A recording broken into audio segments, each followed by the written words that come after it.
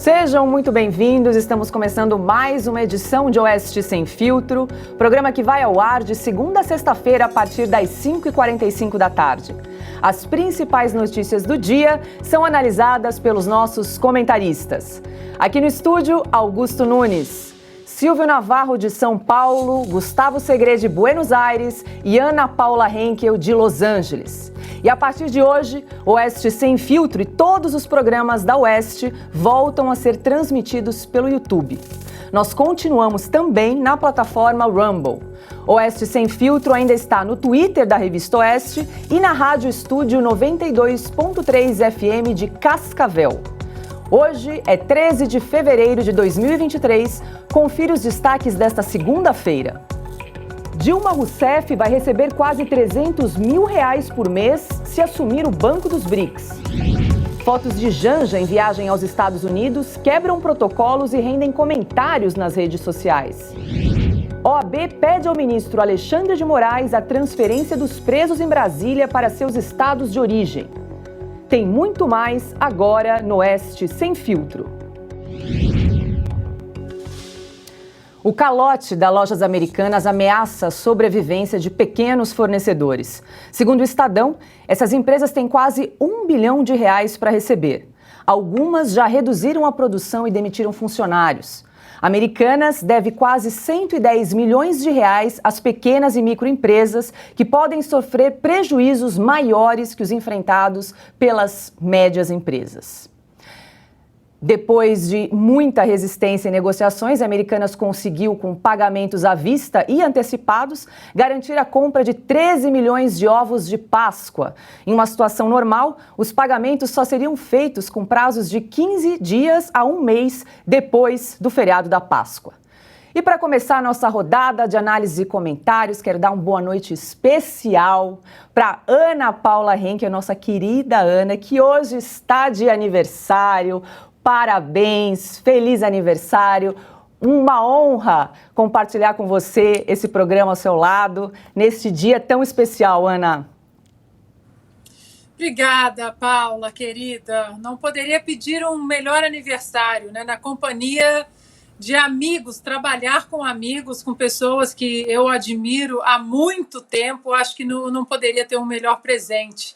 Então, muito boa noite, Paula, Segré, craque Silvio Navarro, meu mestre Augusto Nunes, e meu mestre há muito tempo, durante muitos aniversários.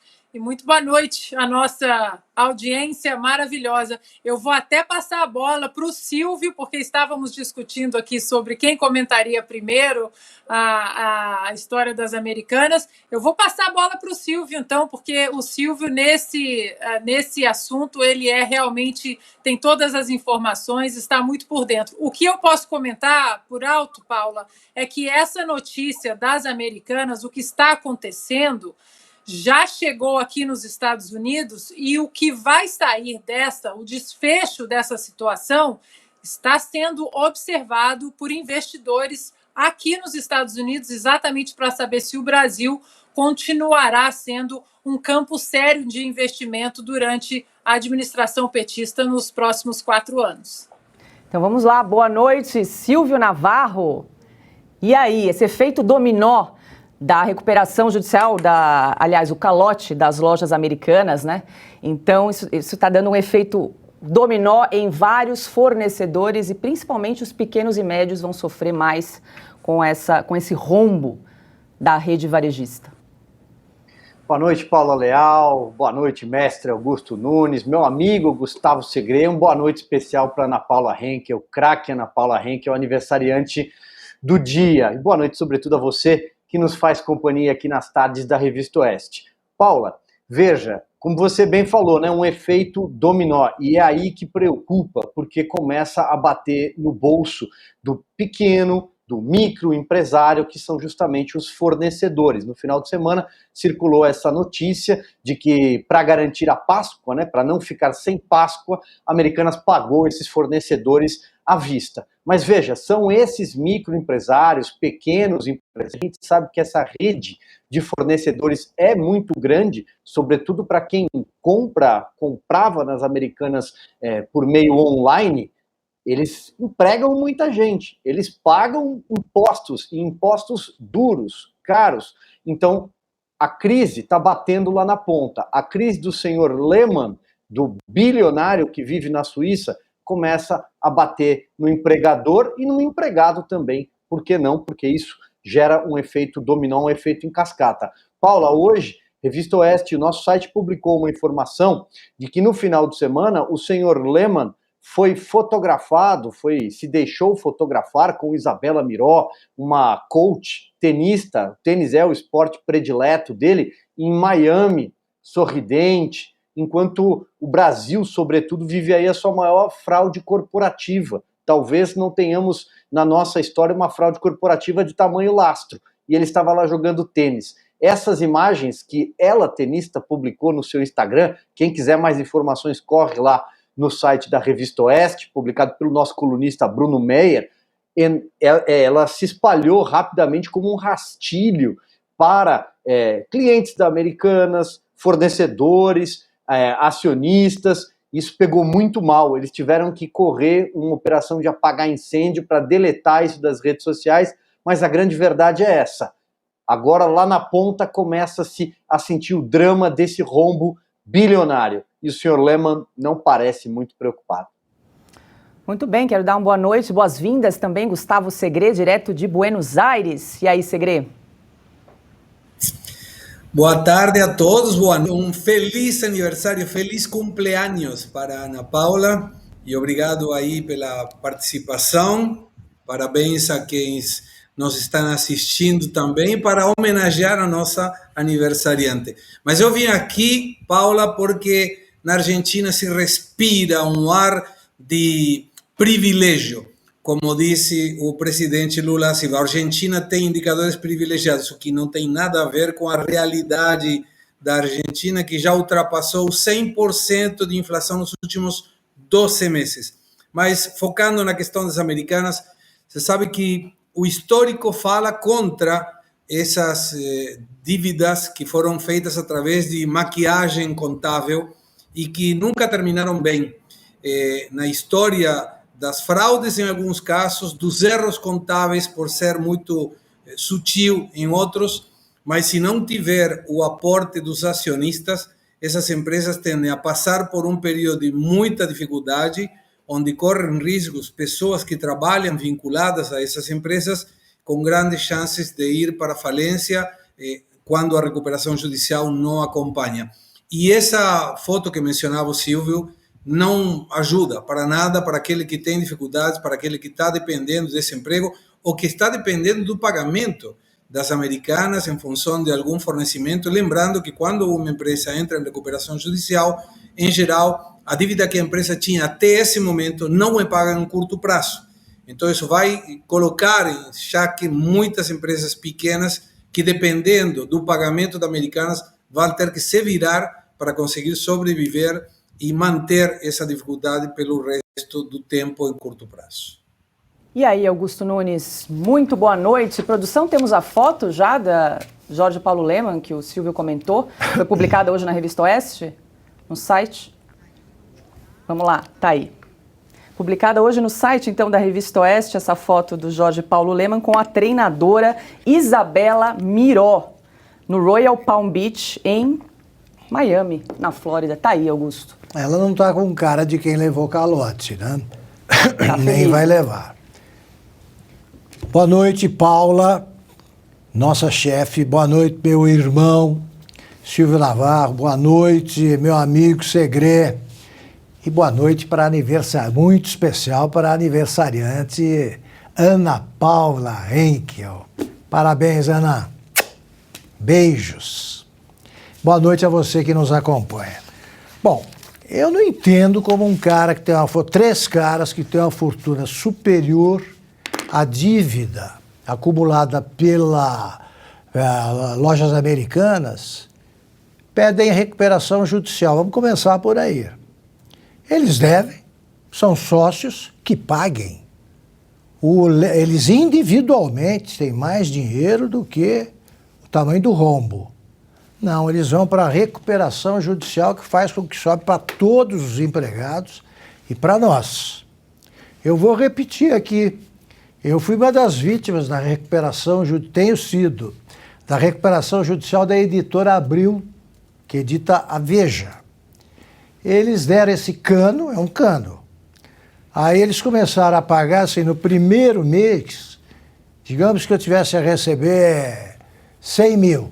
Primeiro mês eles pagam 4 mil, depois 3, depois de um tempo eles começam a pagar, que era o que eu estava recebendo, mensalmente, R$200, que tal?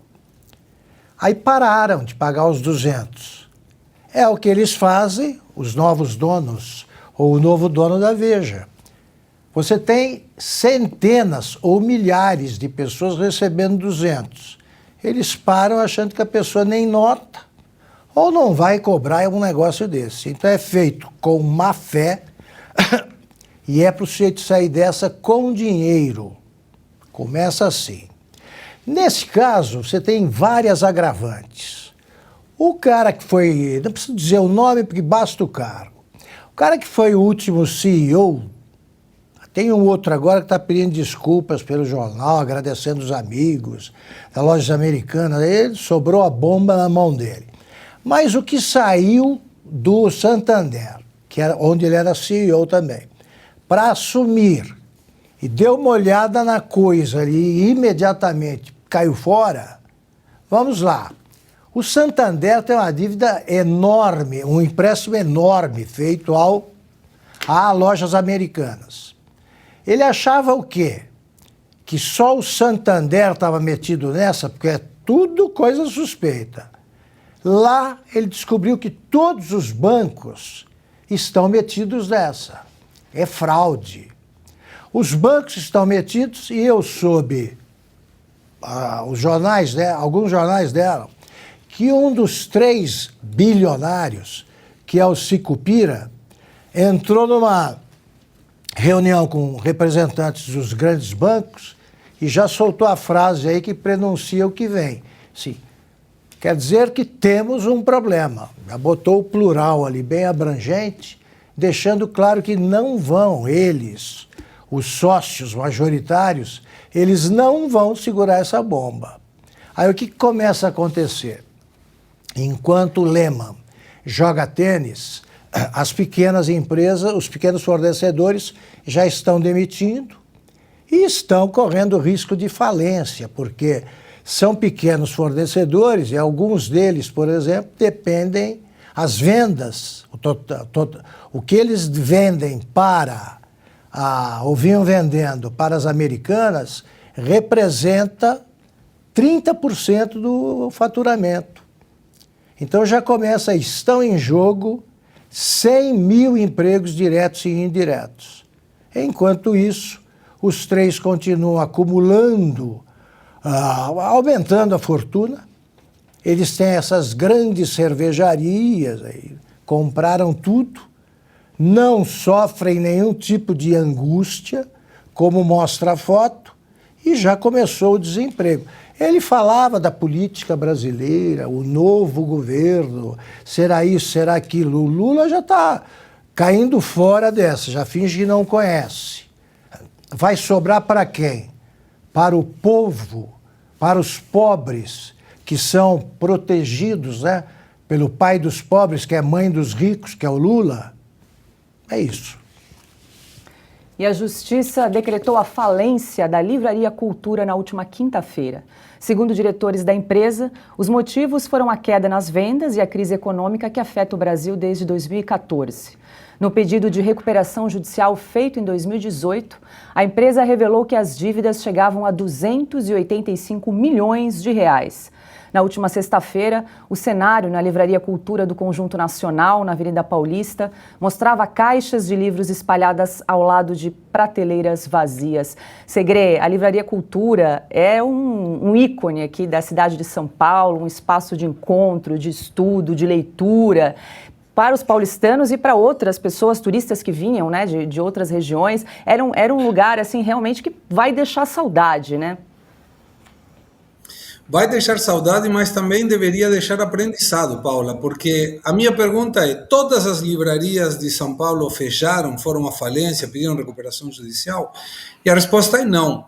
Claro, mudou o conceito da leitura, mudou a forma de ler, mudou a interpretação de cada um dos consumidores em que, de repente, utiliza uma metodologia através de um smartphone ou através de um computador, e não necessariamente da compra do livro físico. Mas eu lembro, e estamos vendo aí as imagens, isso aí era um cinema na época, antes da Livraria Cultura. E quando a Livraria Cultura isso foi um hito, porque transformou um lugar muito grande, que era um cinema, numa livraria, uma ação cultural. Mas quando você vê que tem alguns setores da economia brasileira, da economia de São Paulo, nesse caso em particular, que se deram bem e os mesmos setores estão com algumas dificuldades, o problema não é o setor, é a administração, é a forma de fazer negócios, talvez um crescimento desmedido na época, não sei, mas deve gerar o alerta em que muita gente, e tomo o exemplo da Americanas também, funcionários da Livraria Cultura, da Americanas, depende da gestão de administradores que não necessariamente estão fazendo a coisa certa. Então, lamento muito, porque culturalmente uma livraria que fecha é uma possibilidade a menos de pessoas lerem, comprarem livros, e no caso da Livraria Cultura, eu lembro de pessoas sentadas no que era um cinema antes, lendo livro, vasculhando coisas, buscando conhecimento que a partir de agora, lamentavelmente, não teremos. E aí, Augusto, a Justiça decretou a falência da Livraria Cultura, lembrando que havia feito um acordo de recuperação judicial lá em 2018, mas, segundo a Justiça, não conseguiu cumprir todos os termos do acordo. O Segredo tem toda a razão, o problema foi de gestão. Tanto assim que ao lado de onde ficava ali a parte principal da Livraria Cultura, foi instalada uma livraria Drummond, que vai indo muito bem, com grande movimento, ganha dinheiro. Foi lá que o nosso Guilherme Fiuza lançou o último livro dele, filas que davam a volta aqui no quarteirão da onde fica o Conjunto Nacional. Ali foi o seguinte, houve uma prática muito parecida com a usada pelas lojas americanas. É você esticar o prazo até o limite para o pagamento dos credores. Então, alguns credores começaram a se afastar porque o pagamento durava um ano, vendia o livro, a Livraria Cultura, demorava um ano para pagar a editora. Começou assim. Aí, de novo, qualquer problema, quando tinha dinheiro, recuperação judicial. Não cumpriram o combinado, tá certo. Eles decretaram a falência antes que os fornecedores perdessem mais dinheiro ainda. A indústria gráfica não vai mal, não. A indústria editorial não vai mal. Vai indo muito bem no Brasil. E, aliás, sempre que eu paro em alguma livraria, o que se edita de bobagem é uma grandeza, né? É uma grandeza. E você não acha facilmente grandes livros. Eles precisam melhorar. Outro dia no aeroporto eu estava atrás do livro O Homem que Amava os Cachorros, do nosso cubano... Leonardo Padura. Leonardo Padura. Quando lançaram, pouco depois eu fui atrás, não foi outro dia, não. Já faz algum tempo. E eu dei o título, a moça me levou lá para o setor onde tinha tudo sobre cachorro, como criar, como alimentar e tal, e nem tinha ideia desse livro, aí fica difícil.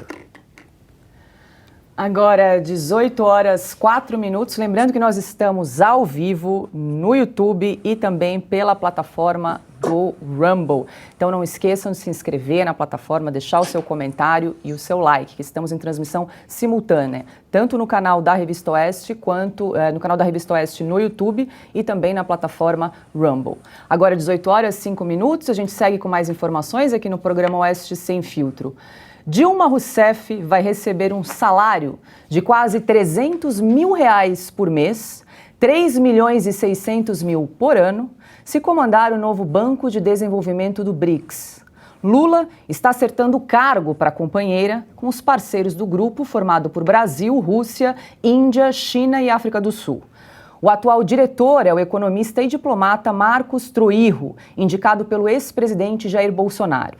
Se tudo der certo, Dilma vai cuidar também de projetos de infraestrutura nos países que compõem o bloco.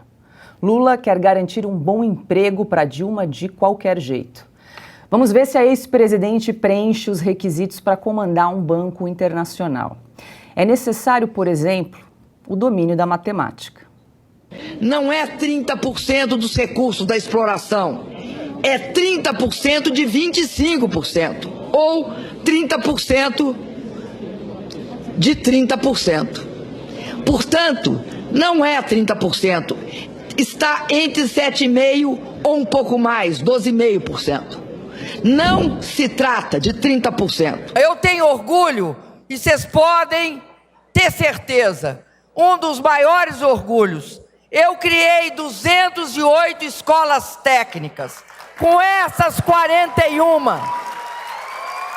somam, vamos fazer a conta, 208 mais 41 são 200,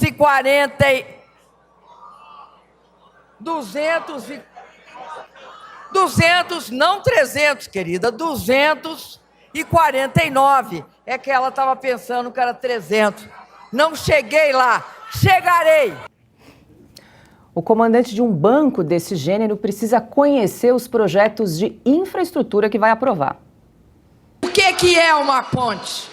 Uma ponte é geralmente, e é algo que nós devemos nos inspirar, porque uma ponte é um símbolo muito forte.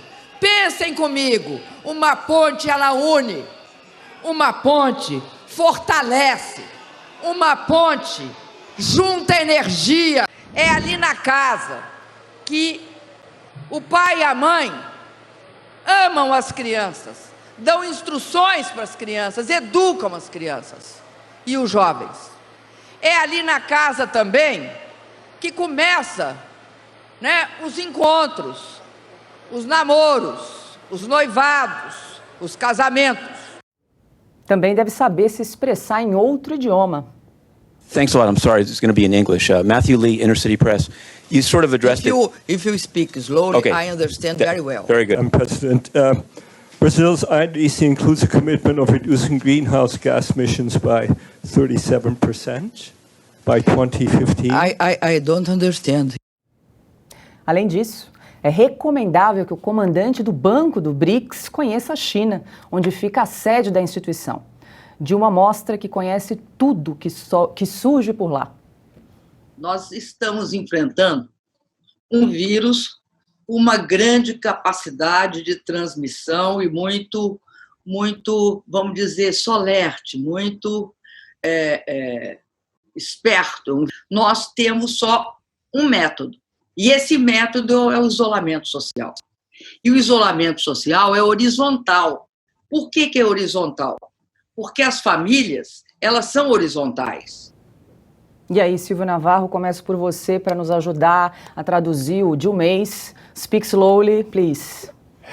Vai lá. Eu não sei se eu tenho essa habilidade depois de alguns anos acompanhando os mandatos da Dilma Rousseff. Paula, parece que a gente vive hoje no Brasil. Eu tinha um filme nos anos 90 com o Bill Murray sobre o Dia da Marmota. Não sei se vocês se lembram, ele trabalhava como uma espécie de homem do tempo num canal de televisão e ele foi condenado a ficar preso no tempo, né? Então, todo dia ele acordava e era a mesma coisa, um túnel do tempo. É realmente uma viagem ruim, essa de acompanhar o que essa senhora já fez com o Brasil. Ela já presidiu o Brasil e foi reeleita. Agora, Paula, quando a gente fala assim, veja, a Dilma vai para a China, é por causa do regime comunista e coisa e tal, estão mandando a Dilma para a China por causa justamente do dinheiro. Esse banco dos BRICS tem uma carteira de 32 bilhões de dólares, tem 30 bilhões de dólares para gastar até 2026. O Brasil está, acho que, creio que o segundo ou terceiro na escala. O primeiro é a China, que já recebeu 8 bilhões, o Brasil em torno de 5, boa parte do dinheiro foi para a obra de saneamento básico em Aracaju, tem alguma coisa na construção de energia, de LEDs e de uma usina de energia solar no Distrito Federal e até na Sabesp, aqui em São Paulo. Então você imagina esse dinheiro nas mãos da Dilma Rousseff, para ela controlar, para ela definir os projetos onde ela vai investir. E o salário da Dilma, né, de 290, 300 mil reais, uma informação divulgada pelo jornal O Globo. Bom, aí eu acho que não resta nem o que dizer, né, Paula? A Dilma vai ficar rica, vai se aposentar, agora resta saber que tipo de trabalho ela vai desempenhar lá. Com esse histórico, fica muito difícil acreditar que vai ser alguma coisa útil. E aí, Ana, BRICS, o Banco dos BRICS, então, está prestes a trocar o economista e diplomata Marcos Troirro pela ex-presidente Dilma Rousseff. Vários vídeos aqui, você pode escolher qual que você quer comentar aqui, qual das pérolas. Silvio, o trabalho dela lá vai ser divertir a gente com um salário de 300 mil reais, né? Seria cômico se não fosse trágico, ou até tragicômico, porque essas pérolas que levantamos, elas são inacreditáveis, né? A presidente de uma república, e são vários vídeos, né, Paula? Como você disse, são vários vídeos. Curioso é que, mesmo com 37 ministérios, o Lula não conseguiu achar um puxadinho para ela ali. Por quê? Porque é muita vergonha. Imagina, vou empurrar essa vergonha para lá. E aí a gente cai naquela história, né, desse governo ter um ar ideológico apenas, e é impressionante que quando criticamos a Dilma como péssima presidente, péssima gestora, péssima política, péssima figura pública, ela vem a agenda ideológica, misoginia, mulher, e não pode criticar isso e aquilo. E aí, linkando esse assunto com outro assunto da Livraria Cultura, eu não sei os pormenores aí, perdão, os detalhes da gestão da Livraria Cultura, os detalhes que levaram a livraria à falência, mas hoje em dia, Paula, tem muita livraria, tem muito lugar, perdão, tem muito lugar que paga um pedágio ideológico muito grande com eventos lacradores, né, como o Augusto contou ali do livro.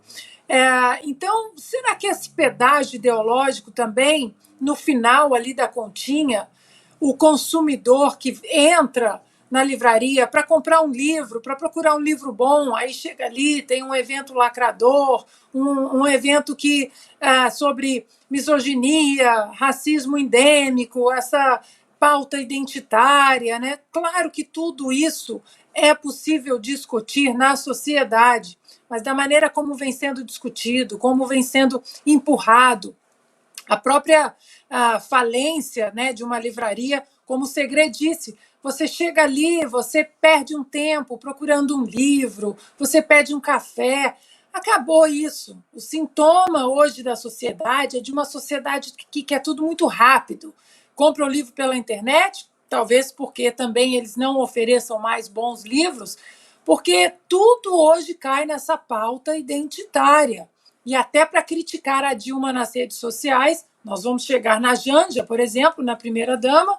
Não pode criticar a Janja porque é misoginia. Não pode falar mal de negros, de homossexuais, desde que eles pertençam a um espectro político ideológico. Porque se forem mulheres, negros, homossexuais que pertençam à direita, aí pode criticar à vontade. E aí, Segre, a ideia é que Lula visite a China, Pequim, na segunda quinzena de março, então leve a Dilma junto aí na viagem já para apresentar para o grupo. Que leve e não traga mais. Eu estava com saudade, Paula, da Dilma e dos comentários da Dilma, porque a matemática dela só ela entende. Eu lembro, para mim, o pior mico de um presidente foi na inauguração da Organização das Nações Unidas, em que ela queria estocar o vento.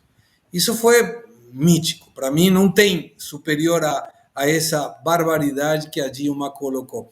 Mas ela mantém, de alguma forma, a coerência da esquerda em relação à meritocracia. Qual é o conhecimento que a Dilma tem? Qual é o valor que a Dilma tem para presidir um banco dos BRICS? Nenhum. Então está apta. A esquerda não valoriza o mérito, o conhecimento, as habilidades, valoriza a lealdade. E eu vou um pouquinho mais para frente, Paulo. Eu acho que a partir do Lula como presidente do Brasil, os BRICS terão mais candidatos a ser inclusos no bloco. E a Argentina está na lista. E não me chamaria a atenção que a Venezuela entrasse na lista também.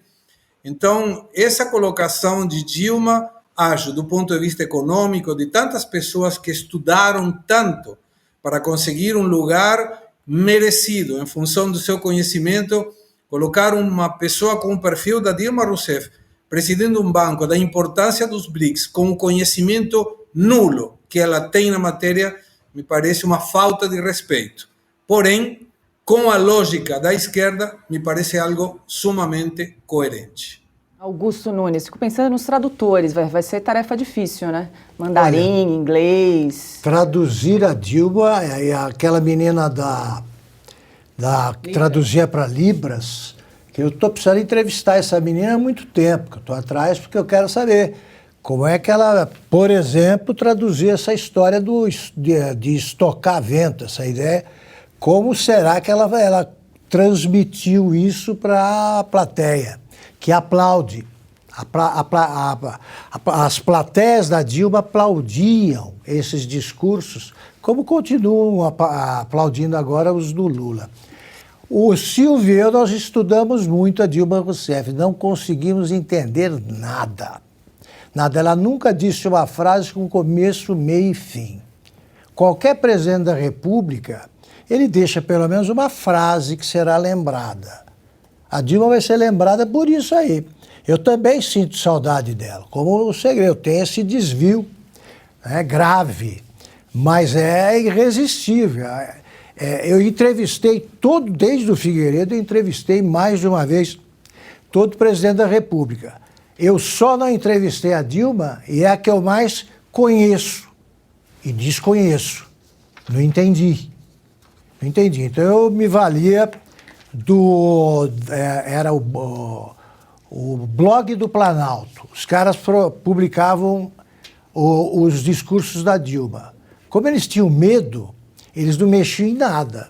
Então vinha ali em estado bruto e era uma festa, porque quando eles não entendiam nem a palavra, o significado nenhum, eles põem assim, inaudível, entre parênteses. Até eles faziam isso, mas eu procurava o significado e descobri o seguinte, e conversei, é sério, com especialistas aí nesse tipo de disfunção, ninguém me soube explicar, porque não tem precedente.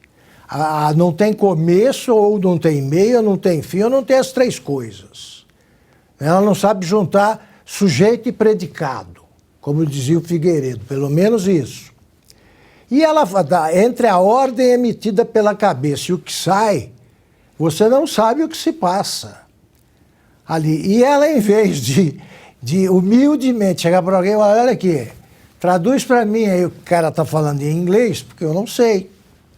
O Itamar Franco, por exemplo, transformou o Fernando Henrique Cardoso, que era o chanceler dele, o ministro das Relações Exteriores, no intérprete, tradutor. Ele levava, até o Fernando Henrique estava contando um dia para mim que o Itamar estava exagerando, porque ele começou a pedir a tradução do que ele ouvia em espanhol.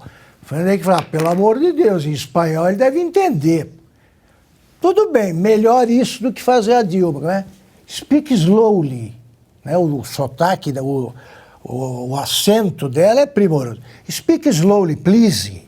Aí o cara repete, ela não sabe nada, fala que não está entendendo. Tem um outro dela em Harvard, em que a menina fala num inglês mais rápido, assim, ela não entende nada. E de novo vem, speak slowly, né? A menina fala uma longa pergunta, ela fala assim, no, no fim. Você não sabe nem se é não, no, tal, era assim. A Dilma Rousseff. Agora, é aquela história que eu digo sempre, ao mesmo tempo que eu me pergunto como é que um país sobrevive a uma besta quadrada, né, irretocável como a Dilma, eu acho que o Brasil mostrou que resiste a tudo. Agora ela vai mexer com esse banco. O Marcos Troiro, de quem eu me orgulho de ser amigo, trabalhamos juntos no Jornal do Brasil, montamos juntos um site em Cuiabá. O Marcos Troiro é um cara preparadíssimo. Não é só por ser um poliglota competente, um diplomata, o cara sabe tudo. Tiram o Marcos Troiro por quê? Porque o Bolsonaro indicou. E põe uma mulher que o Lula disse sobre a Dilma Rousseff o seguinte: em fevereiro passado, claro, ela não vai ocupar algum cargo, foi vítima de um golpe, né, no seu governo, e o Lula disse o seguinte: não tem vaga, até porque está surgindo muita gente boa, gente nova e tal. Ele, Lula, tem alguns anos a mais que a Dilma, mas ele fez ela entrar numa taxa de renovação da qual ele se exclui. Então ele não queria a Dilma por perto, mandou para a China. E a China continua longe. Quando o Jânio Quadros, em 61, teve a ideia de tentar um golpe, né, sai da presidência para ser devolvido ela pelos militares. Ele mandou o Jango para uma missão, o vice, João Goulart, para uma missão na China. Como para o Lula a China continua a 11 dias do Brasil, que também acha que o Napoleão invadiu a China, ele mandou para o lugar que ele considera o mais longe do mundo, para dar prejuízo e ganhar esse salário. É isso aí. Diga lá, Silvio. Não, só queria fazer um adendo, porque o Augusto bem lembrou aqui do Marcos Troiro, né, que fez uma excelente passagem, ainda é, né, o presidente tem uma excelente gestão no banco. O Banco dos BRICS foi criado em 2014, em 2016, aí então, sob Dilma Rousseff, o Brasil começou a apresentar projetos e não conseguia aprová-los. Durante todo o período, até a chegada do Bolsonaro, foram só 4 projetos aprovados. Os projetos eram cancelados, eram ruins os projetos. E o que acontece? Quando o Troiro assume e a gestão do país, sobretudo a gestão de infraestrutura aqui, e também todo mundo debaixo do guarda-chuva do Paulo Guedes, evidentemente, o Brasil consegue emplacar 9 projetos, conseguiu 4 bilhões e meio de dólares. São várias obras, eu citei algumas aqui, que o estado de São Paulo tem até Sabesp, mas tem uma série de obras de energia limpa, obras de rodoviárias também.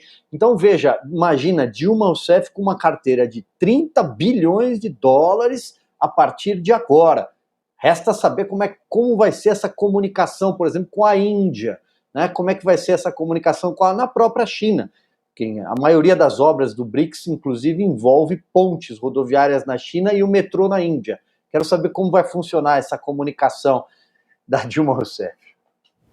Agora, 18h23. Lembrando que estamos ao vivo na plataforma Rumble e também no YouTube. Passamos a transmitir hoje de maneira simultânea no YouTube e no Rumble. Mais de 54 mil pessoas nos acompanham agora, mais de 28 mil só no YouTube. E na plataforma Rumble, pouco mais de 26 mil pessoas. A gente convida você que está nos acompanhando para se inscrever no nosso canal da Revista Oeste, deixar o seu comentário, deixar o seu like, participar do nosso chat. E claro, se você gosta do conteúdo da Revista Oeste, mas ainda não é assinante, é só correr lá no site revistaoeste.com/assine ou então apontar a câmera do seu celular para o QR Code que está aparecendo aqui do ladinho da tela. É um passo a passo muito simples, muito rápido, para você também se tornar um assinante da Revista Oeste. Todas as sextas-feiras, um conteúdo exclusivo é divulgado, publicado no site da Revista Oeste. Com assinatura, então, você tem acesso aos textos dos melhores jornalistas do Brasil. Augusto Nunes assina a capa desta semana junto com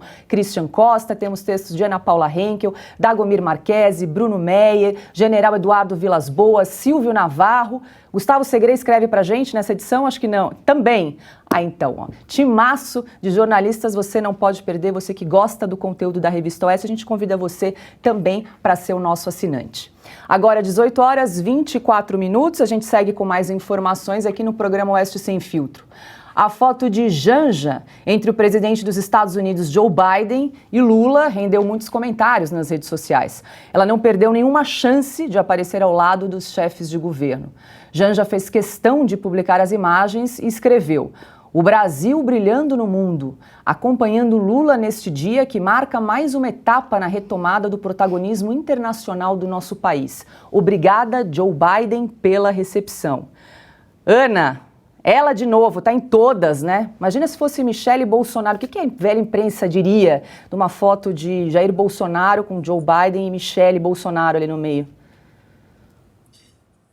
Ela está quebrando não apenas protocolos diplomáticos, né, mas também ela é notório e todos sabem que ela quer interferir no governo, que ela quer colocar a digital dela no governo, está sempre presente em reuniões ministeriais, está sempre presente em fotos. Agora, não está, né, nós mulheres, já que, como eu vou usar uma expressão, né, que a esquerda usa, já que eu tenho lugar de fala, né, porque eu sou mulher, ela está precisando de uma assessoria fashion, viu, Paula? Porque as roupas que ela anda usando, né? Isso, olha, desculpa, mas parece, além de quebrar o protocolo diplomático de uma foto oficial ali no Salão Oval, né? Tanta gente importante que passou por ali, líderes do mundo todo. O vestidinho azul ali está mais para uma capa de chuva e as mulheres estão comentando, claro, também nas redes sociais. Ela, que foi acusada de usar uma sandália aí de uma marca famosíssima, caríssima, R$5.000 ou $5.000, não sei, a sandália, e ela não desmentiu que a sandália era de 5.000 dinheirinhos e também não disse se a sandália era apenas uma imitação. Então, ou seja, não é a imagem que o brasileiro correto, o brasileiro honesto, quer que seja disseminada aqui fora. Estávamos falando, né, do Truirro, imagem técnica de um homem que sabe falar. Paulo Guedes também a mesma coisa, mulheres como a ex-ministra Tereza Cristina, o ex-ministro, hoje governador de São Paulo, Tarcísio, um campo técnico, né? Paulo Guedes, por exemplo, vinha aqui para os Estados Unidos e dava um show no inglês, as pessoas ficavam assim encantadas com a capacidade técnica do ministro de não apenas se comunicar em inglês, mas se comunicar em inglês com termos muito técnicos, né? Uma pessoa muito experiente, muito gabaritada para estar naquele lugar. E a Janja, na verdade, a única coisa que está faltando para ela acabar de aparecer como ela quer, é como a gente dizia lá em Minas, é pendurar uma melancia no pescoço. E aí, Silvio? Janja está em todas as fotos, todos os registros.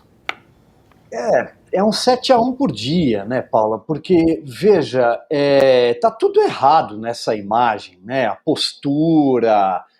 Eu não vou nem entrar tanto na parte de figurino, que acho que a Ana Paula já disse muito bem, mas está tudo errado.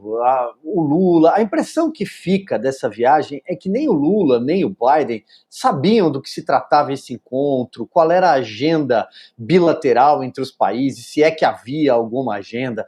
O Lula voltou de lá com um troco para a Amazônia, uma promessa de um trocado, uma situação chata, porque ele anunciou que iria lá fazer um grande gesto internacional, depois de o Brasil ter passado por um período no governo Bolsonaro em que não era reconhecido internacionalmente. Os comentaristas da velha imprensa gostavam de dizer que o Brasil era um pária internacional. Bom, e agora? E diante de uma cena como essa, o que o Brasil representa ao mundo afora? Que imagem nós estamos estampando nos jornais pelo mundo afora? É uma vergonha. Uma verdadeira vergonha. Não serviu para nada essa viagem, só para gastar dinheiro, para aparecer em fotos. Aliás, o Lula vai viajar e muito. Já fez 2 viagens internacionais em 50 dias de governo. Vai viajar muito. Por quê? Porque aqui no país ele não sai às ruas, ele não é visto, a não ser com plateias de companheiros, de sindicalistas, isso já desde a eleição.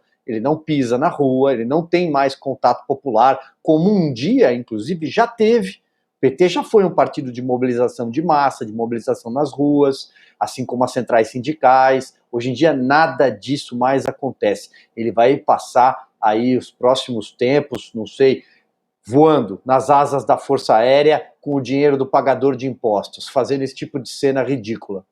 Só para a gente relembrar, produção, para a gente exibir a foto da Janja com a sandália que a Ana mencionou.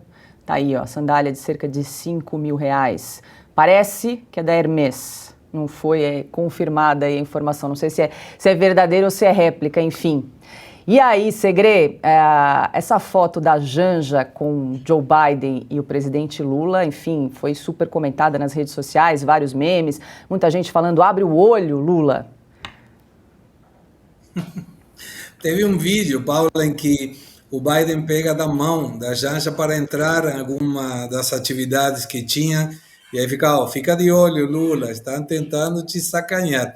Mas eu tenho duas teorias em relação à participação exagerada da Janja, não somente nos atos locais, como nessas visitas internacionais.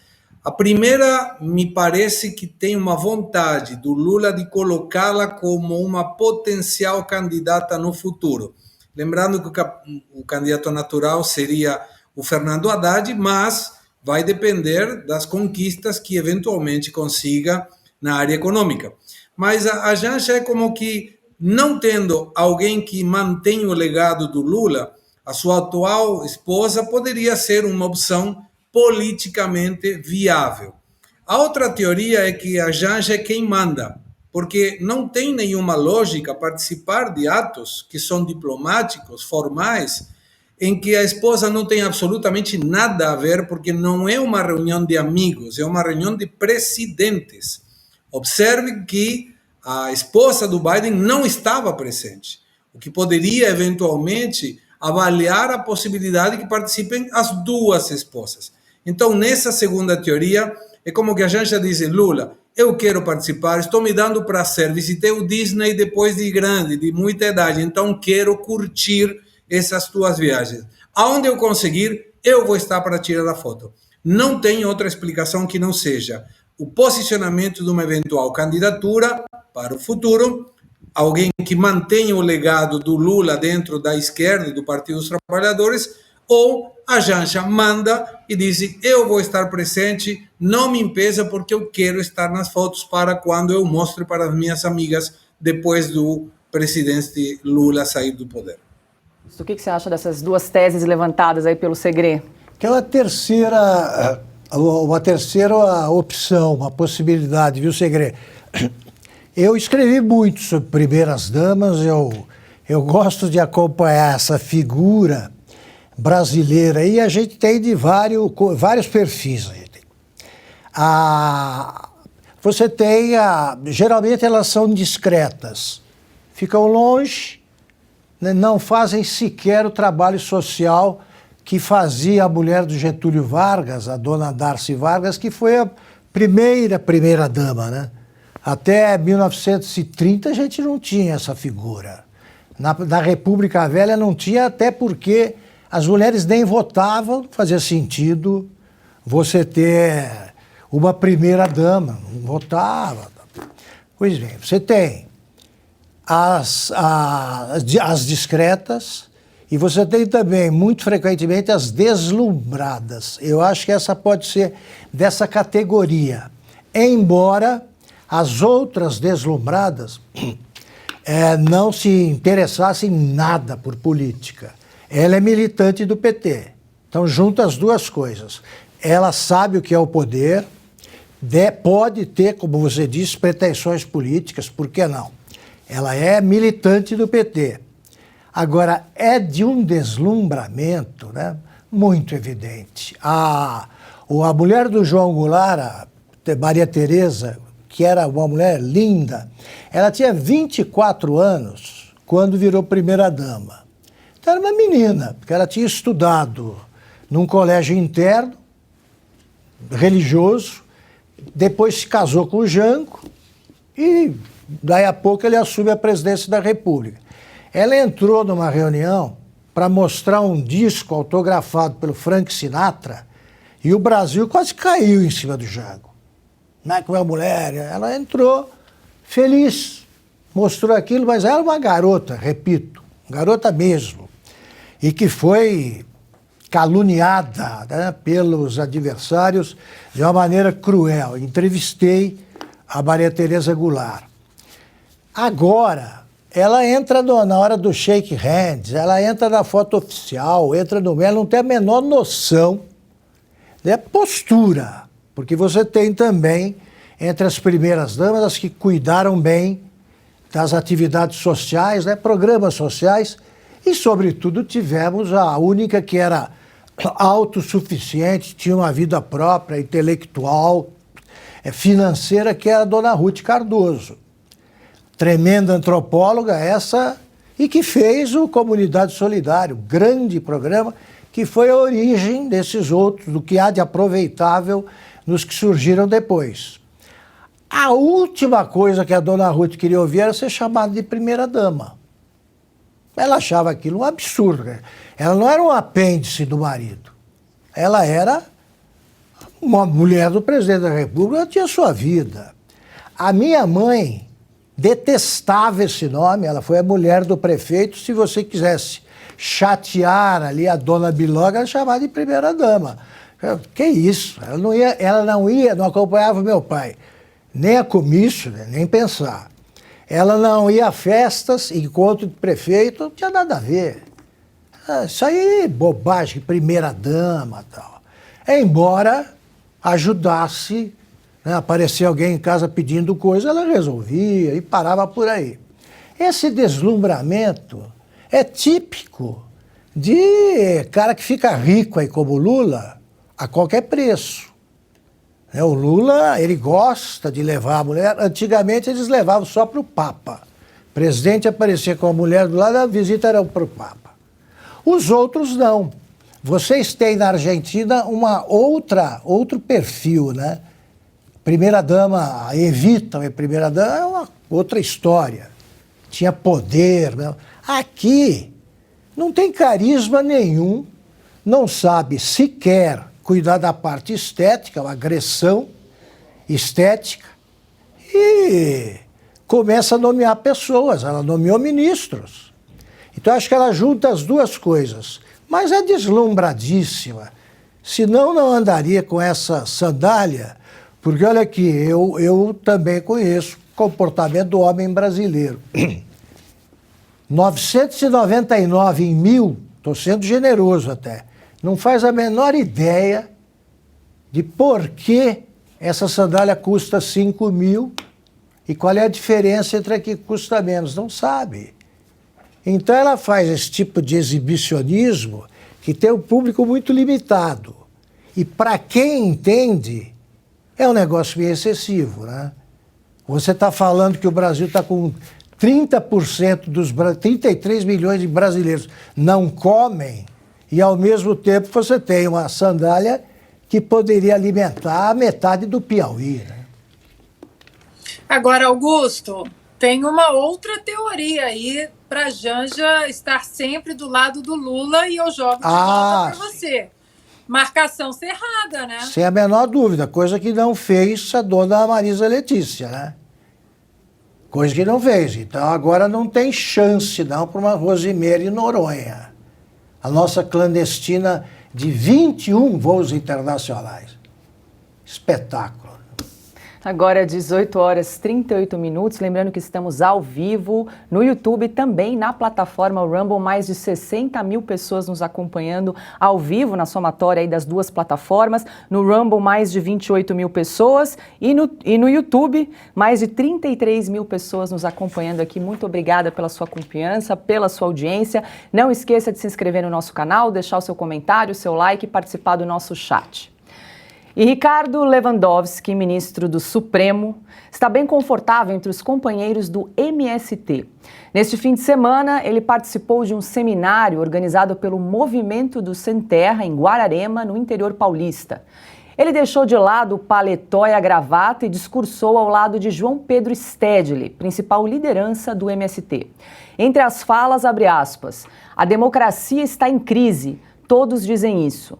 Mas o que está em crise, na verdade, é a democracia representativa, liberal burguesa, a democracia dos partidos, na qual tenho certeza que nenhum de nós se sente representado adequadamente. Silvio Navarro, ajuda aqui, o que vem a ser aí uma democracia representativa liberal burguesa?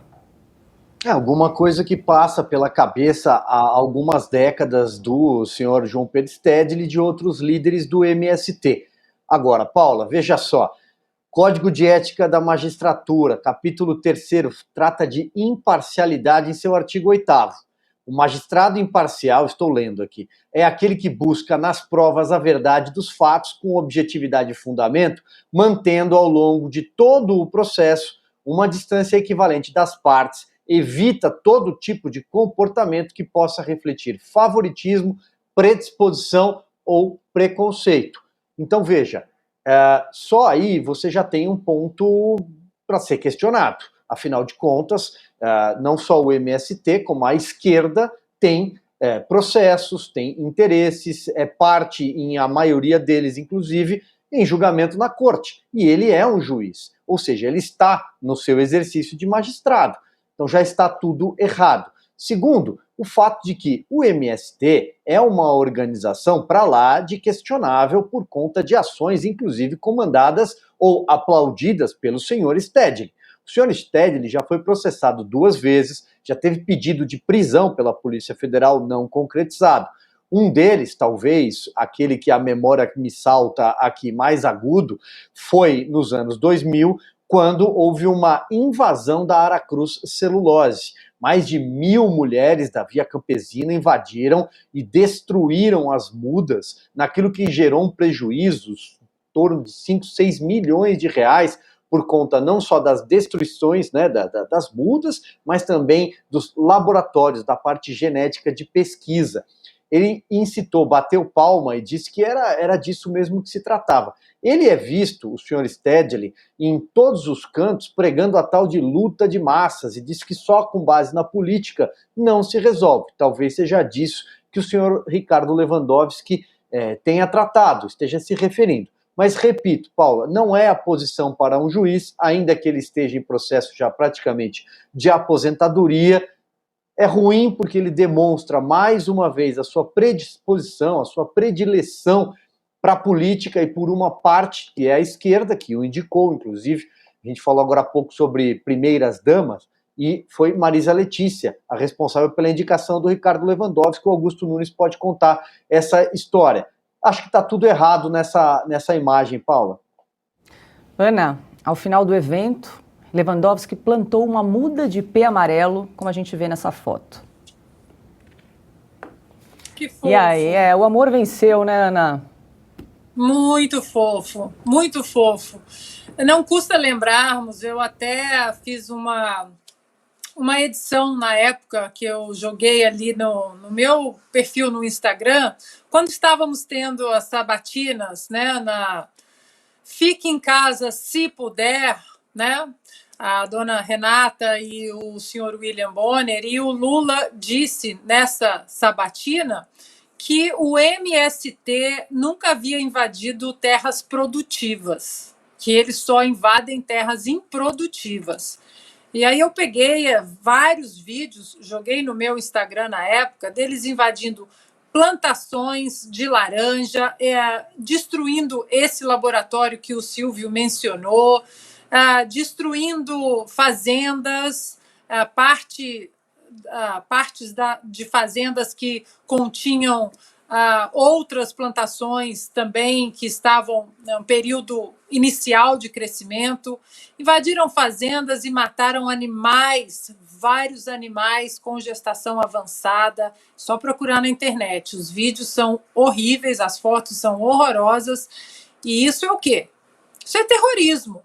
E já que estamos vivendo, né, numa sociedade aí que tudo é associação, 8 de janeiro, se você postou X, você é associado ao terrorismo do 8 de janeiro, mesmo se você não estava em Brasília, se você disse A, disse B, você é um desinformante, você propaga fake news, tudo é associação. Você andar com terroristas é o quê? Porque isso é terrorismo, não adianta a gente querer dourar a pílula. Ah, mas o MST... Não, o que o MST faz é terrorismo, com todas as letras. Aliás, Paula, até hoje nós não ouvimos nenhum ministro do Supremo Tribunal Federal falar qualquer coisa sobre o que o MTST fez com o apartamento da ministra Carmen Lúcia em Belo Horizonte.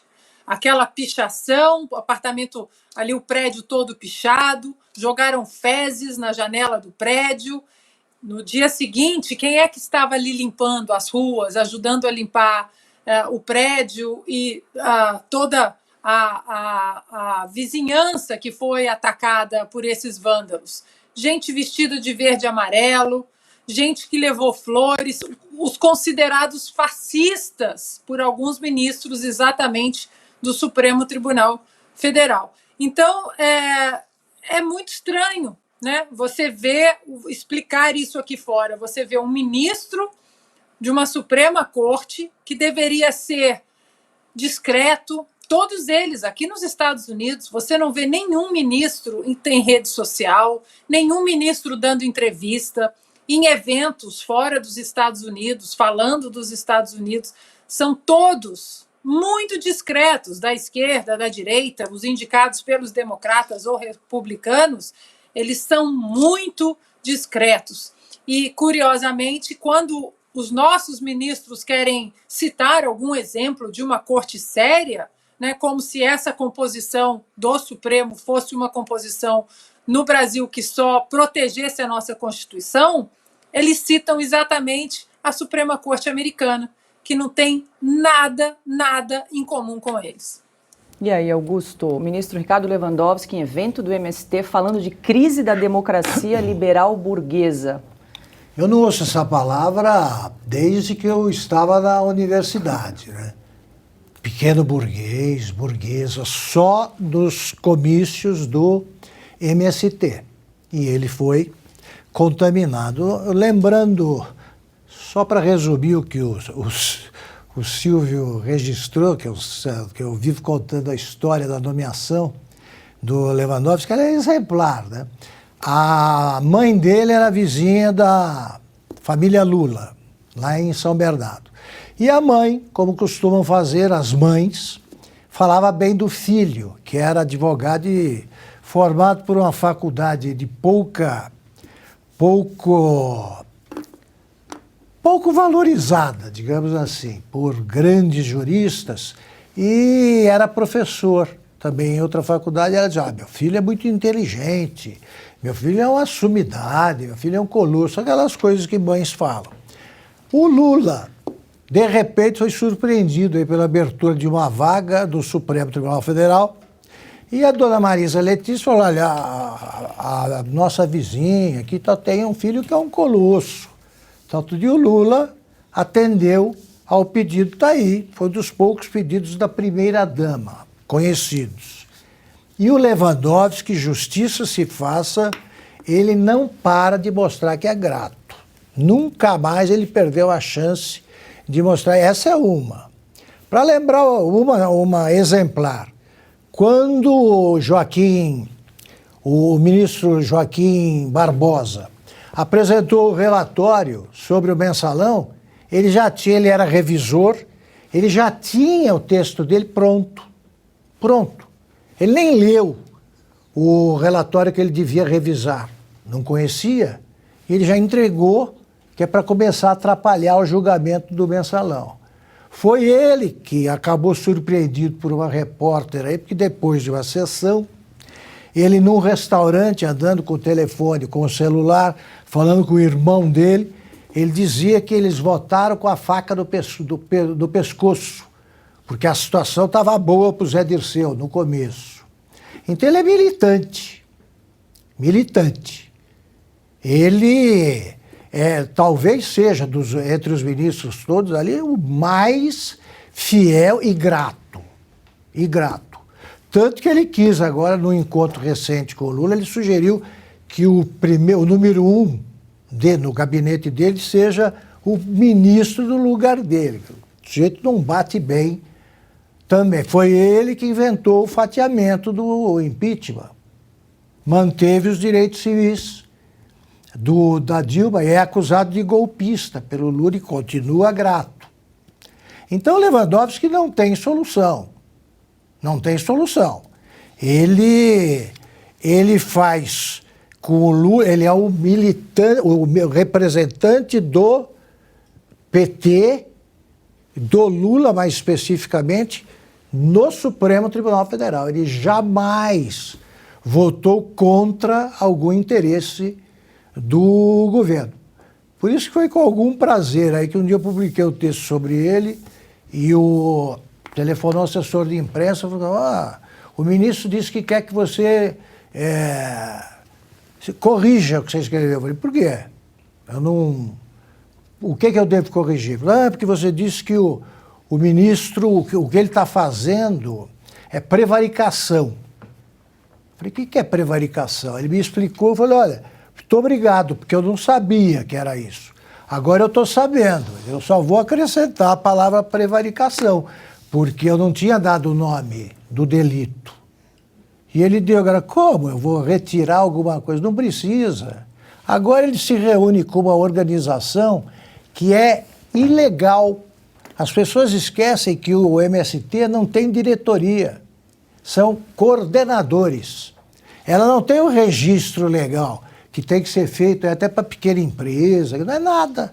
Você não pode prender, ninguém é responsável pelo que eles fazem. Embora o Stedley mande tanto, que ele já disse que se o Brasil não revisasse o Tratado de Itaipu, o MST lutaria ao lado do Paraguai.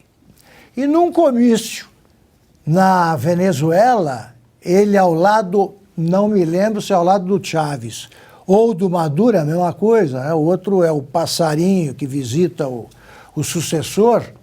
Ele diz também que, em caso de conflito, ele lutaria ao lado dos revolucionários venezuelanos. Então, o Stedley vive no século XVII, XVIII, ainda está lá. E logo será alcançado pelo Lewandowski, a julgar pela burguesia que ele descobriu agora. E aí, Segre, tem algum movimento parecido aí na Argentina, ao MST? Tem, sempre tem. O Boulos daqui se chama Juan Grabois. E tem algumas características, inclusive. Entanto, escutava a enciclopédia vivente, que é Augusto Nunes, que sabe tudo de tudo.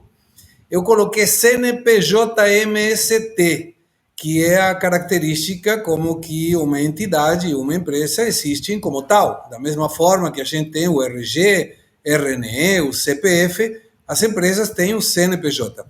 E te manda para uma empresa de informática, não do movimento Sem Terra.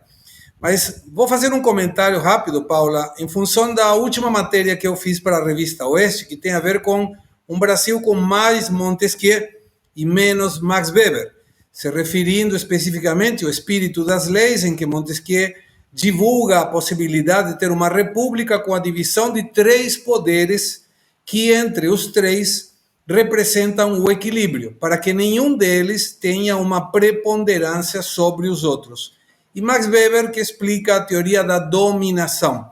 E uma das características que menciona Montesquieu, e vou ler especificamente, é que numa obra do filósofo menciona que tampouco existe liberdade se o poder de julgar, o poder judiciário, não for separado dos poderes legislativos e executivos. Se estivesse unido ao poder legislativo, o poder sobre a vida e a liberdade do cidadão seria arbitrário. Mas, se estivesse perto do poder executivo, o juiz poderia ter a forma de um opressor. E aí vai mais longe. Menciona que o poder judiciário deve ser nulo e invisível, como muito bem a Ana Paula mencionava. Se você pergunta nos Estados Unidos quais são os nomes das pessoas que fazem parte da Corte Suprema de Justiça, muito provavelmente as pessoas não sabem, porque eles estão para defender a Constituição, não para colocar árvores em terras de uma organização que não é válida, que não existe juridicamente falando. Então, precisaríamos um pouquinho mais de Montesquieu, fazer que esse poder judiciário seja invisível, que a gente só saiba deles pelo fato de defender a Constituição Nacional e não para participar de atos que têm a ver com política. Perfeito. Agora 18 horas e 55 minutos. A Ordem dos Advogados do Brasil, do Distrito Federal, pediu ao ministro do STF, Alexandre de Moraes, a transferência dos presos no DF para os estados de origem, em consequência dos atos do dia 8 de janeiro. A OAB alega que, com a prisão de mais de 1.400 pessoas, aumentou a população carcerária de Brasília de uma só vez em 10%. Isso dificulta o trabalho dos advogados. Além disso, a OAB argumenta que, segundo o artigo 103 da Lei 7.210, o preso provisório tem o direito de permanecer em estabelecimento penal próximo da família. Silvio, na sexta-feira passada nós conversamos muito, aliás, esse é tema da matéria de capa desta semana da Revista Oeste, matéria assinada pelo Augusto Nunes e pelo Christian Costa. Nós comentamos bastante, inclusive entrevistamos um advogado que defende alguns manifestantes que continuam presos em Brasília, e é importante lembrar que a maioria desses presos que estão no Distrito Federal são de outros estados e que, segundo a lei, eles deveriam permanecer presos em estabelecimentos prisionais próximos da família. Pois é, Paula, bem lembrado, belíssima reportagem de capa do Augusto Nunes e do Christian Costa, os 900 de Brasília, né, 900 pessoas esquecidas em Brasília.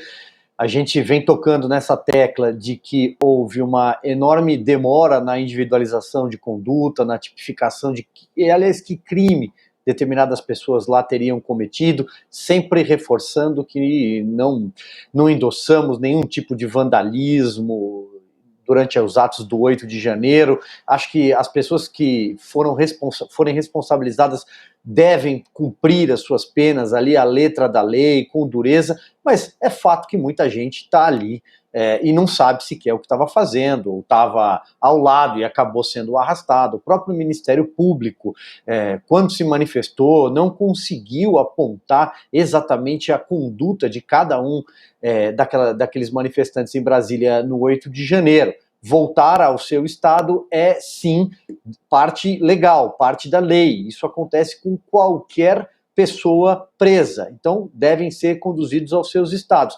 Mas veja, Paula, talvez isso não vá resolver o problema, porque o que a gente tem acompanhado é um périplo de advogados, a maioria, inclusive, trabalhando ali pro bono para essas pessoas, que não conseguem informações sobre quem está defendendo, quem está preso, na Papuda, no caso dos homens, ou na Colmeia, no caso das mulheres. Não tem informações, não tem acesso pleno a essas pessoas, muita gente dividindo cela, há relatos de cela com mais de 10 pessoas, e ali apenas um vaso sanitário, um lavabo e nada mais. Não há as condições adequadas, o banho de sol muito curto, ou seja, um regime típico de criminosos de altíssima periculosidade, algo que a maioria ali, repito, não é. Vou pedir para a produção para a gente exibir na tela uma imagem, um raio-x dos presos no Distrito Federal. Essa imagem, inclusive, você encontra na matéria de capa que nós comentamos aqui. Então, são 305 mulheres, 611 homens. E a gente pode verificar pelo mapa ali, pessoal, que a maior parte é do Sudeste, 363 presos, é isso, né? Depois, região Sul com 206 presos, região Centro-Oeste com 168 presos, Nordeste com 115 e a região Norte com 64 presos. E a gente também trouxe ali um gráficozinho com a idade das pessoas que permanecem detidas no Distrito Federal. Diga lá, Ana. Olha, Paula, muita gente no final de semana queria deixar aqui registrado ao nosso querido mestre Augusto e ao Christian os parabéns de muita gente que leu a matéria durante o final de semana.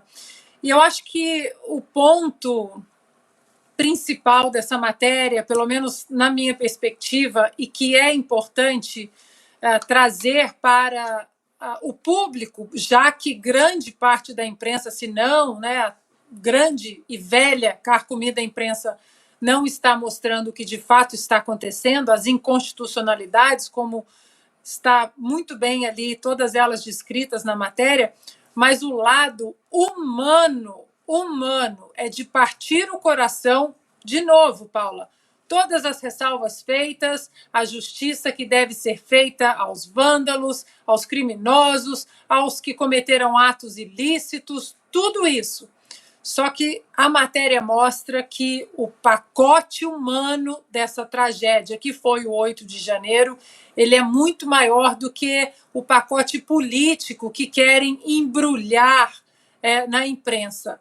Mulheres, senhoras, idosas, em depressão em casa, com tornozeleira eletrônica, com medo de sair de casa, porque não sabe se a tornozeleira eletrônica vai apitar. Uma situação tão desumana que você para no final da matéria e pensa: será que ninguém no Supremo Tribunal Federal vai ler essa matéria e vai questionar essas prisões arbitrárias? De novo, Paula, que todos os ritos jurídicos sejam seguidos para penalizar os vândalos e os criminosos. Mas nesse balaio do 8 de janeiro tem muita gente inocente e que está sofrendo de uma forma histórica, e por isso que essa matéria do Christian e do Augusto, ela é histórica e precisa ser divulgada. É isso aí, Augusto. Eu lembro que eu te perguntei na sexta-feira o que tinha mais chamado a atenção em toda essa história, e você realmente falou sobre o medo que as pessoas relataram, porque existem histórias reais que foram contadas aí nessa reportagem. O medo é tanto que ele transparece aí no documento dos advogados, do pedido que eles fazem. É sempre bom que haja qualquer pedido desse tipo, qualquer coisa que ajude a acabar com esse absurdo. Qualquer coisa é bem-vinda. Agora, eles fazem uma argumentação, apresentam uma argumentação técnica justamente para não afirmar com todas as letras que a prisão é inconstitucional, injusta, insustentável e perversa. Na reportagem que saiu essa semana na capa da Oeste, ali aparecem 3 pessoas, pelo menos, que não estavam na Praça dos Três Poderes. Elas não saíram do acampamento. Agora, é crime você participar de um acampamento, estar num acampamento que contesta qualquer governo, qualquer eleição. Qual é o problema? Isso é permitido pela Constituição, mas os advogados deixam de registrar que eles não têm acesso ao inquérito. Eles não podem examinar quais são as acusações e, portanto, não sabem como defender os seus clientes. Não sabem. Os supostamente réus que assinaram uma nota de culpa que inclui até crime de terrorismo. Não é assim. E os inocentes são a maioria. Como lembrou bem o Silvio, nós somos a favor da punição imediata dos que praticaram crimes, mas que seja imediata. Nesse ritmo, as pessoas vão passar alguns meses presas injustamente, não fizeram nada. O que é o ato antidemocrático? Você gritar contra alguém ou a favor de alguém, isso não é crime. Não é crime. O que me espanta também, o que me choca, é o silêncio dos veteranos de 68, né? É a minha geração. Esse pessoal, ele exigiu, além da anistia, quando os seus contemporâneos estavam presos por crimes confessadamente praticados, eles cuidavam das condições de vida no cárcere, faziam questão de garantir visitas, apresentavam recursos, era definido quem ia julgar o recurso, etc, etc. Estão em silêncio. Estão em silêncio, quer dizer, o preso comove se é de esquerda. E também me espanta o silêncio dos advogados de presos políticos de esquerda. Viu-se agora. Não existe mais a figura de um Sobral Pinto, o avô do Guilherme Fiuza, que eu faço questão de citar outra vez porque é muito pedagógico. que Sobral Pinto era um católico militante e discordava de tudo que dizia o Luiz Carlos Prestes, chefe do Partido Comunista e comandante da intentona comunista. Quando o Prestes foi preso, e houve 100 mortos na intentona, mais de 100, Sobral Pinto se apresentou e disse que ia defendê-lo. O Prestes não quis. Ele falou, não adianta você discordar, eu vou te defender. E defendeu. E foi dele a ideia de apresentar em defesa de outro comunista preso com o Prestes aquela famosa alegação, né, que, já que não atendiam a nenhum pedido que ele fazia para melhorar as condições em que sobreviviam no cárcere os presos comunistas, ele invocou a lei de proteção aos animais. Então, esse advogado, Sobral Pinto, esse vai ser lembrado. Os que reclamam, os que ficam vivem reivindicando aí a proteção às prerrogativas dos advogados, assistem agora em silêncio a um ministro, Alexandre de Moraes, que sonega informações e eles não têm coragem nem de registrar isso aí num documento, porque o que está fazendo o Supremo, no caso, é crime. Já que a gente está falando de textos da Revista Oeste, a gente vai falar agora da reportagem da jornalista Loriane Comelli, com o título Tempo em que o BNDES foi realmente dos brasileiros. Enquanto o atual governo promete empréstimos generosos a países amigos, nos últimos 4 anos, o BNDES preferiu investir no Brasil. A lista de obras é extensa. Os maiores volumes foram destinados a projetos de energia renovável, concessão de rodovias, metrô em São Paulo, aeroportos e ao programa de concessão de água e esgoto instituído pelo Marco Regulatório do Saneamento Básico em 2020. O BNDES destinou mais de 120 bilhões para a infraestrutura e perto de 36 milhões para projetos de indústria, comércio, serviço e agronegócio. Segredo tá aí. Essa matéria foi publicada então na última edição da Revista Oeste, o tempo em que realmente o BNDES voltou novamente para o Brasil, né? Deveria ser assim. De fato, o Banco Nacional de Desenvolvimento Econômico e Social tem necessariamente que estar vinculado ao desenvolvimento econômico e social do Brasil, porque são os recursos dos trabalhadores brasileiros que dão caixa para que o banco consiga desenvolver mais indústrias e mais projetos econômicos e sociais. É uma questão meio simples de entender. O Banco Nacional é brasileiro, para o desenvolvimento econômico e social do Brasil. Não tem nada a ver Porto em Cuba, metrô em Caracas, obras em Angola, trem na Argentina e vai saber quantas obras a mais, que parece, pelo que a gente vai lendo, o Congresso brasileiro está meio que preocupado por um lado e tentando colocar limites para que não tenha uma gastança absurda em projetos em outros países que não tem nada a ver com desenvolvimento no Brasil. E essa questão vincula-se também com a possibilidade que a Dilma Rousseff seja presidente dos bancos dos BRICS, como muito bem assinalava o Silvio, porque eles têm caixa para fazer obras de infraestrutura. E quando aparecem obras de infraestrutura, aparecem construtoras. E quando aparecem construtoras, a memória do brasileiro automaticamente vincula com Lava Jato e com casos de corrupção. Então, eu celebro que o BNDES fez o que fez nos últimos 4 anos, porque a carta orgânica do banco indica que é para fazer isso, e não financiar obras no exterior, em que não tem participação trabalhadores brasileiros, que são os que dão esse recurso para o BNDES emprestar, e que não tem nada a ver com desenvolvimento econômico e social, que é o nome do banco. Muito bem, então se você quiser conferir essa reportagem, tá? É só correr lá no site revistaoeste.com, esse é um texto que é exclusivo para assinantes, então a gente convida você que gosta aí do conteúdo da Revista Oeste, se interessou pelo assunto, entra no site revistaoeste.com/assine, ou então aponte a câmera do seu celular para esse QR Code que está aparecendo aqui do ladinho, é um passo a passo muito simples, muito rápido, e aí você confere essa matéria que a gente acabou de comentar, da jornalista Loriane Comelli, também a matéria de capa, assinada pelo Augusto Nunes, pelo Christian Costa, além de todos os artigos da Ana Paula Henke, o Silvio Navarro, Dagomiro Marquesi, grande elenco de jornalistas. Agora, 19h09. O número de mortos no terremoto que atingiu a Turquia e a Síria em 6 de fevereiro já passa dos 37 mil. As buscas por sobreviventes devem terminar em breve. O Brasil mandou cerca de 40 bombeiros, médicos militares, além de equipamentos e cães farejadores. Nas grandes tragédias, um registro fotográfico é lembrado para sempre como símbolo do horror. A Guerra do Vietnã, por exemplo, é resumida pela menina nua tentando fugir das bombas.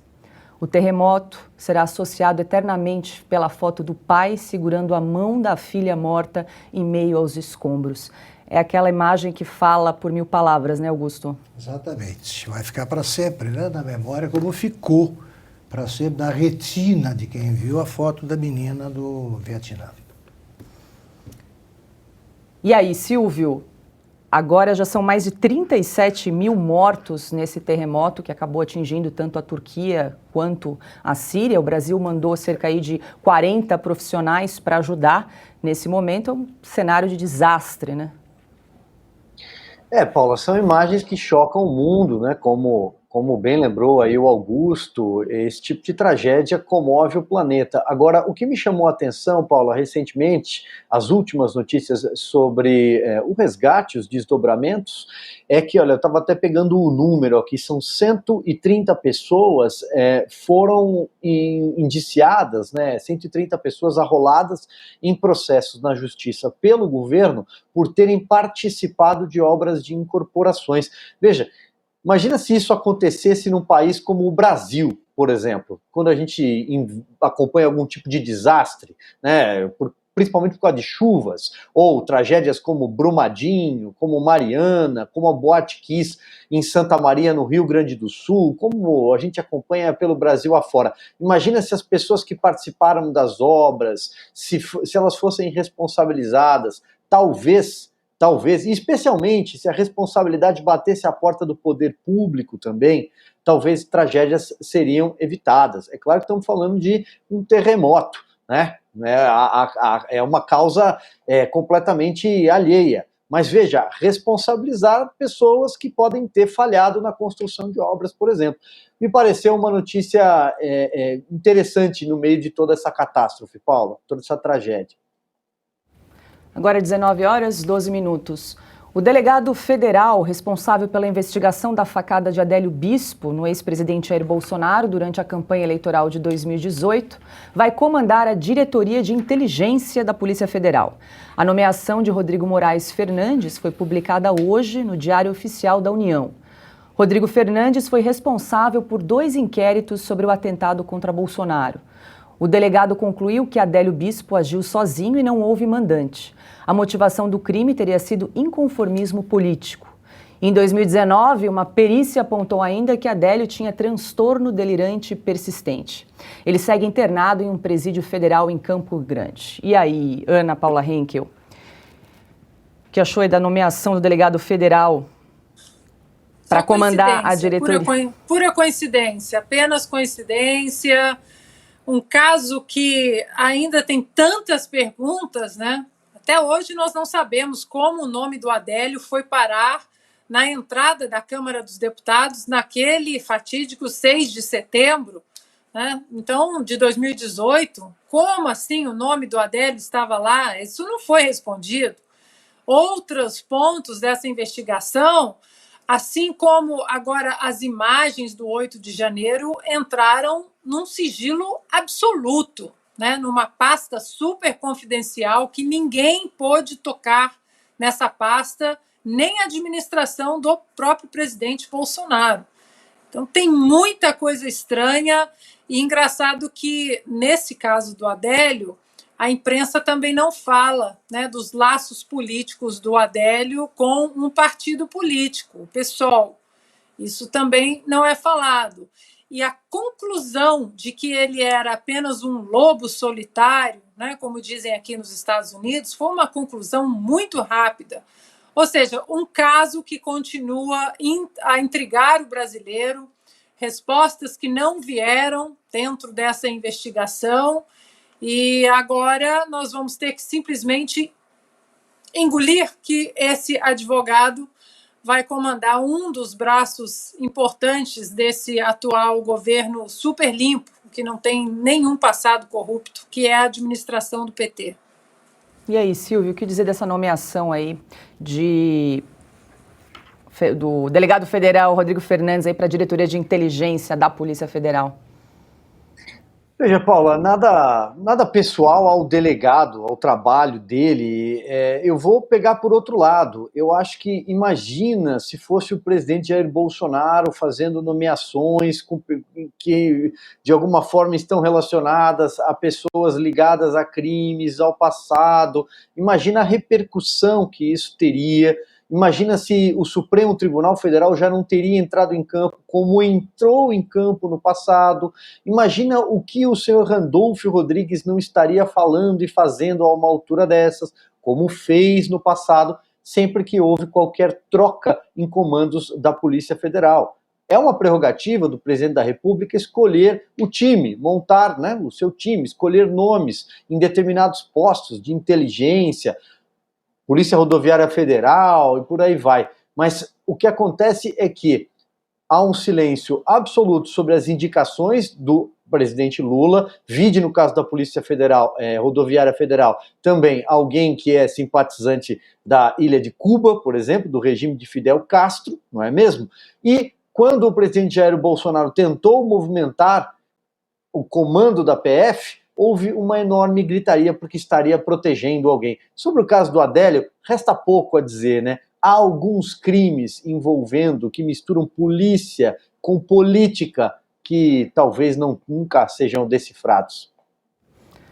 Agora 19h16. E os Estados Unidos e o Canadá derrubaram objetos voadores não identificados nesse fim de semana. 2 foram abatidos pela Força Aérea Norte-Americana por ordem do presidente Joe Biden. Um sobre o lago Huron, na fronteira com o Canadá, e outro no estado do Alasca.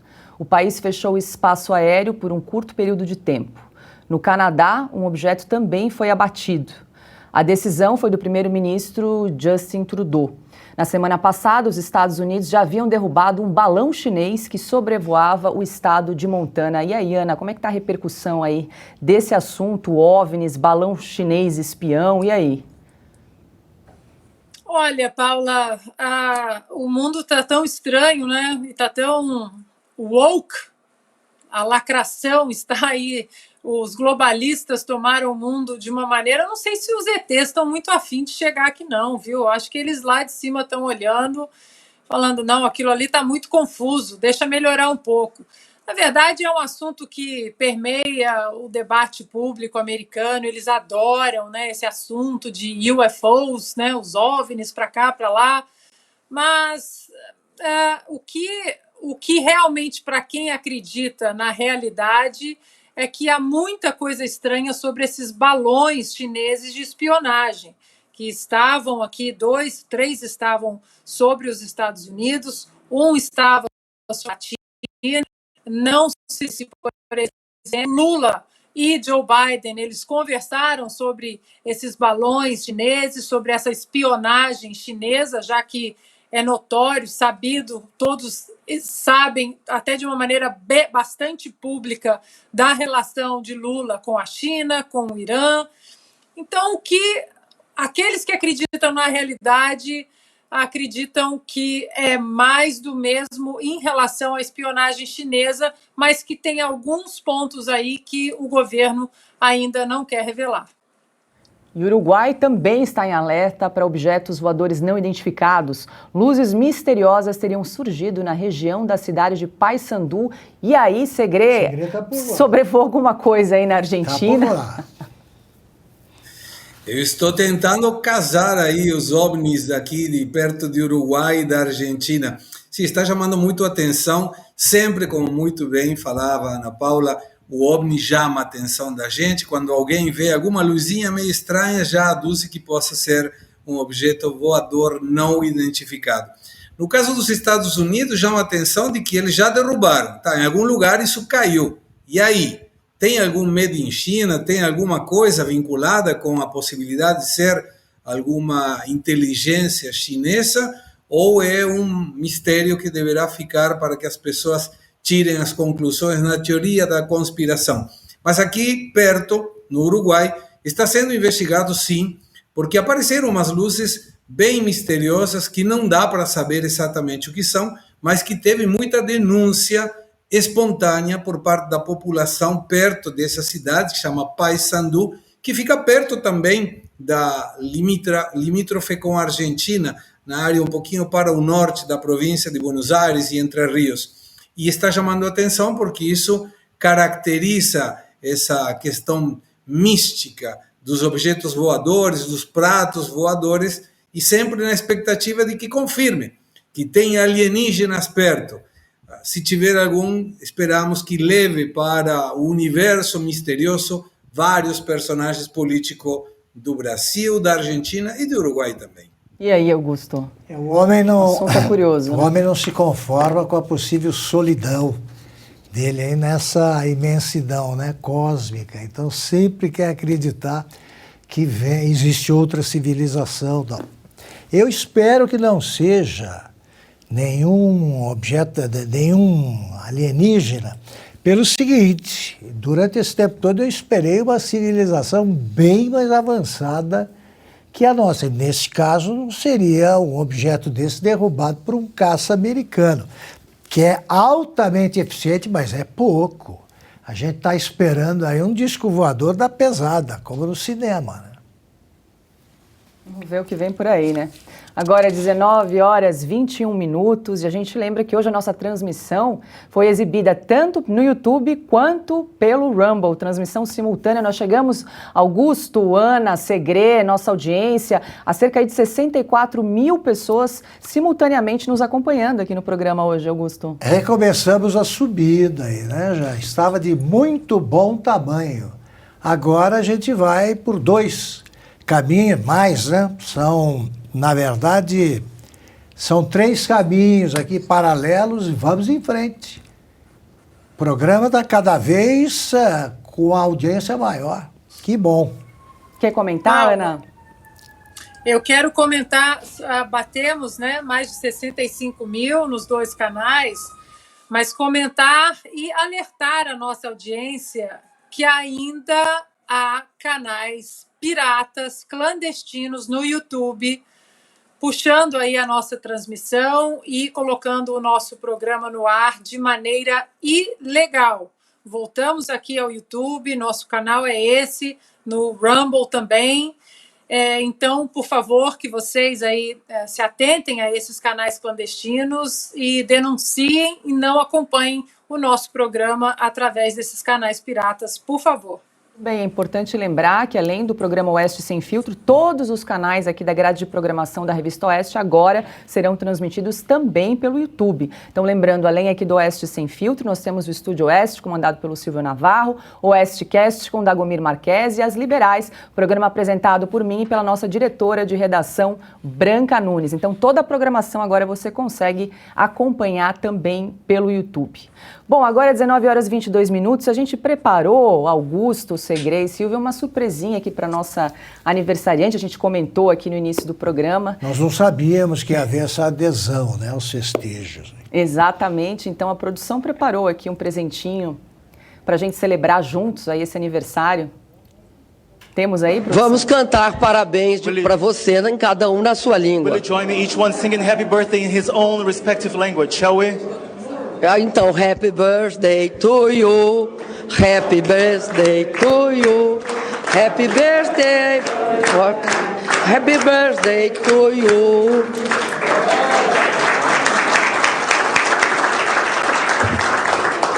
Ana, parabéns com o ex-presidente, não é para qualquer um, hein? Não é para qualquer um. Faltou o vídeo aí, mas ela vai mandar o vídeo, a gente exibe amanhã. Ela fez questão. Muito obrigada, queridos, muito obrigada. Não poderia receber um parabéns mais inspirador agora. A gente podia mandar a Dilma para falar com os ETs, quem sabe ela, como porta-voz dos terrestres, numa língua diferente, ela consegue se entender com eles. Quem sabe, é uma boa ideia aí, né, para um próximo cargo. Bom, e termina aqui mais uma edição do programa Oeste Sem Filtro. Quero agradecer muito a sua companhia nesta segunda-feira. Começar me despedindo pelo Gustavo Segre, que está na querida Buenos Aires, mi Buenos Aires querida. Muito obrigada por mais esse programa juntos. Imagina, obrigado eu. Um parabéns enorme, gigantesco para uma gigante do jornalismo como a Ana Paula. E por um minuto imaginei 65 mil pessoas ao mesmo tempo te cantando os parabéns. Seria mais ou menos como um estádio de futebol. É muita gente. E agora que voltamos no canal do YouTube, certamente essa audiência vai continuar a crescer. E muito obrigado pela oportunidade e até a próxima. Obrigado a quem nos está acompanhando também. Grande Silvio Navarro, mais uma vez, obrigada pela sua companhia, agora de maneira remota. Temos ainda um tempinho, Silvio, se você quiser comentar um outro assunto que a gente passou aqui mais atropelado, fique super à vontade. Acho que a gente passou por todos, Paula. Só deixar aqui um abraço especial, um beijo para Ana Paula Henke. Aproveite muito o seu dia, Ana. É uma honra dividir a bancada com você, com o mestre Augusto Nunes, meu querido amigo Gustavo Segre, também na querida Argentina.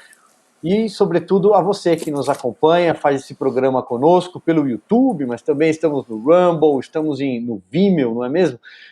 Até no Twitter, tem também os cortes especiais que ficam disponíveis nas plataformas para quem quiser acompanhar depois disso. Aqui nós fazemos nosso jornalismo independente, faz um contraponto justamente ao que a velha imprensa produz todos os dias e à exaustão.